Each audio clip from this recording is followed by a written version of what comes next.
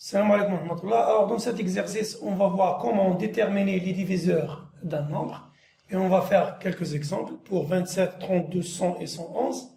Et après, on va voir comment montrer que un nombre A divise un autre nombre B, par exemple. Donc, pour déterminer les diviseurs de 27, on va suivre trois étapes. Donc, la première étape, on calcule racine 27. Alors, 27 est compris entre 25 et 36.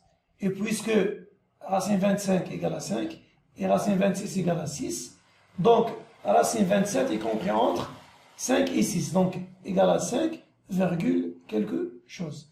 Pour nous, on s'intéresse seulement sur la partie entière. L'étape 2, on essaye de diviser 27 sur tous les nombres inférieurs ou égal à 5.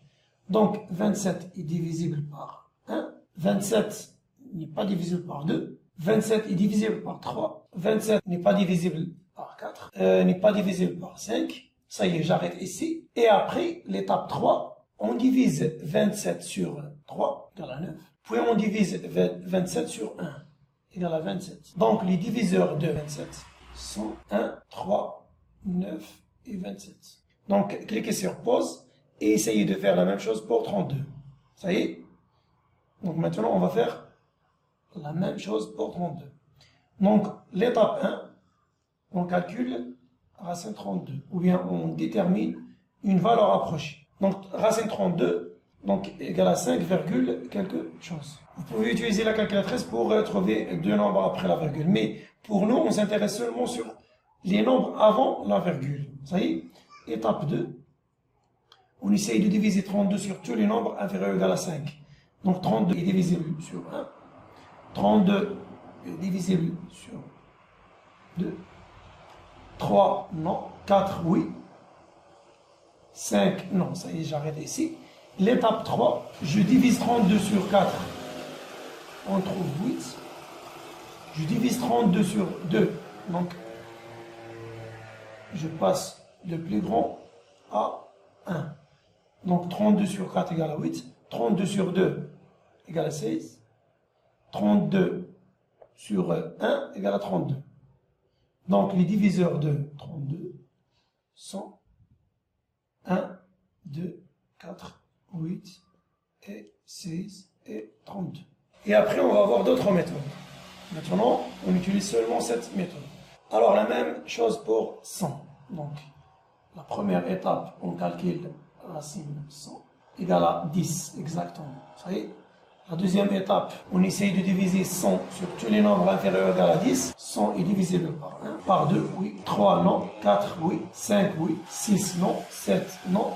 8, non. 9, non. 10. Et après, l'étape 3, 100 divisé par 10 égale à 10, le même nombre. 100 divisé par 5 égale à 20. 100 divisé par 4 égale à 25. 100 divisé par 2 égale à 50. Et 100 divisé par 1 égale à 100. Donc les diviseurs de 100, on a 1, 2, 4, 5, 10, 20, 25, 50, 100. De même pour 111, donc 2. Alors, soit n égale à 2k plus 1, avec k appartenant à n, montrer que 4 divise n au carré plus 3. Donc, on dit que b divise a, si on a A égale à K fois B, avec K appartenant à N. Ça y est?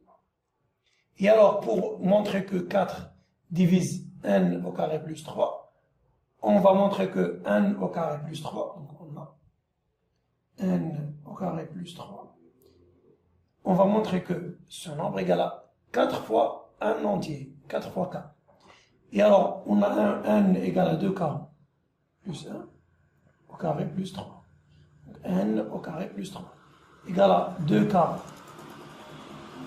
plus 2 au carré plus 2 fois 2k fois 1 plus 1 au carré plus 3.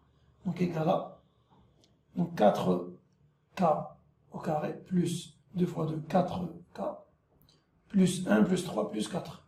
Donc on peut factoriser par 4. On a k au carré plus k plus 1. Ça y est? Donc maintenant, on va montrer que ce nombre est un nombre entier.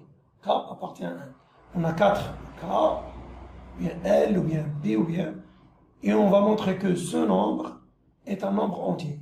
Et puisque K appartient à 1, alors K au carré appartient à 1. Parce que la multiplication de deux entiers, c'est un nombre entier. Et alors, K au carré plus K plus 1 appartient à 1. Pourquoi? Parce que l'addition de plusieurs entiers, c'est un entier. Ça y est? Donc, 4 divise